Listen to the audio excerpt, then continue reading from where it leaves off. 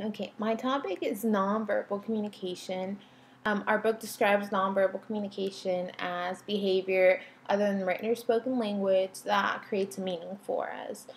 So, in other words, anything that we're not actually saying or writing down that can still transmit some kind of a message.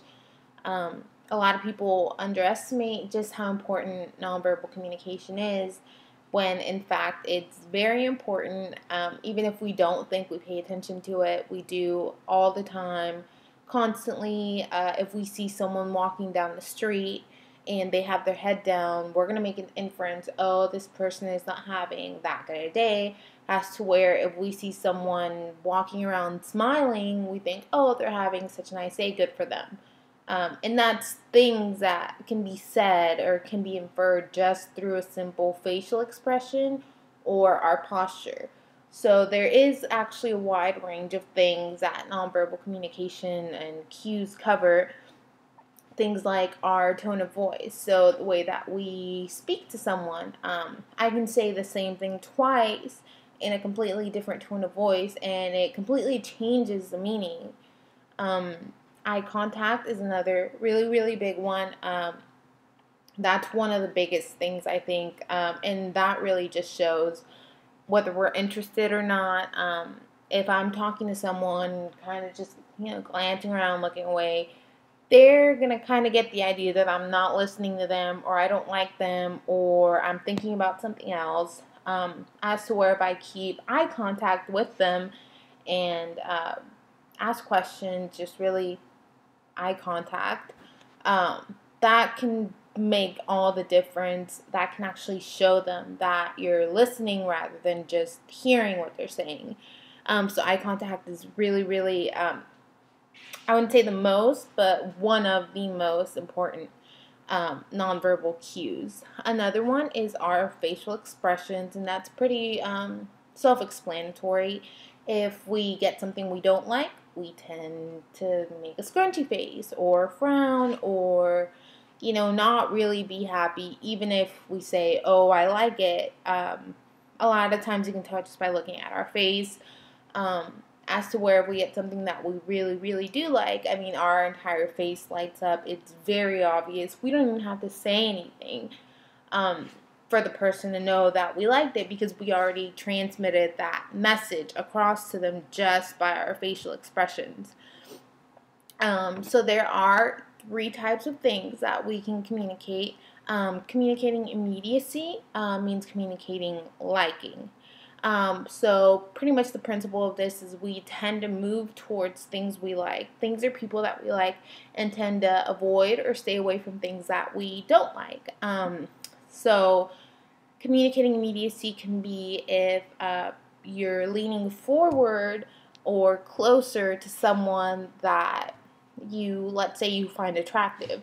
So when you lean forward to them or stand a little bit closer to them, it may seem like something really small when actually they actually might be able to tell. It might be unconscious. A lot of nonverbal behavior is mostly unconscious, but it does make a difference. If we increase our eye contact, usually we tend to do that with people that we like or find attractive or just anything like that. And another thing is with communicating immediacy is if someone does that to us and we sense that, we're very likely to reciprocate those feelings. So, if they're leaning forward, we might scoot a little bit closer to them, just things like that. We're responding to them, which leads me to communicating arousal, and that is communicating responsiveness. So if we sense these things, we kind of come to the conclusion, oh, this person likes me. So if you're communicating immediacy and the other person senses it, and they get back to you, that's communicating arousal because they're responding to your immediacy cues. This may be like when you're smirk while flirting with someone, you're changing your facial expression. Same with eye contact, just like communicating immediacy, that tends to increase between people that like each other. But the difference with communicating arousal and communicating immediacy is that with communicating arousal, you kind of need a response. So it leads to communicating arousal, but for that to take place, it has to be both sides responding, not just one. Another one is communicating dominance, and that pretty much is when you're communicating what position you're in, how much power you have, your status, your social status. For example, people that are of a higher position, let's say the president, will most likely have a steadier handshake than, just your average Joe going and meeting the president. Or the boss may extend his arm first or have a firmer handshake or look the person more in the eye than the new intern at the boss's company. So things like that communicate pretty much how comfortable you are with yourself and just how much power, how much influence, pretty much your social status. And people with higher social status tend to be a lot more comfortable. You can tell this just by walking up to someone of power. They tend to be more relaxed, whereas if we're going and talking to someone that's up there, we'll usually get nervous because we don't know what to expect. Well, they get these people coming up to them all the time, so that's why they tend to be more relaxed. So that would be communicating dominance. Another really big thing having to do with nonverbal communication is that we can also detect when people are lying. Now, of course, it's not 100% accurate since we can't have a portable lie detector with us all the time, but we can tell. Usually people tend to fidget with things, objects around them, their hair. I know I usually tend to play with my hair a lot, but that's just a bad habit. But I should be more careful, more aware, because people might misinterpret that. And that's why when detecting lies and really when paying attention to nonverbal cues, you have to pay attention to kind of a group of them rather than just them individually, because it's really easy to mistake and misinterpret what the person thinks just by one single cue. We can't do that. It has to be kind of like a group. So usually fidgeting with things, speaking faster, smiling for too long. If you're communicating through email or something like that, liars do usually tend to write more, and you usually refer more to you rather as to them. Like you should instead of I will or I should.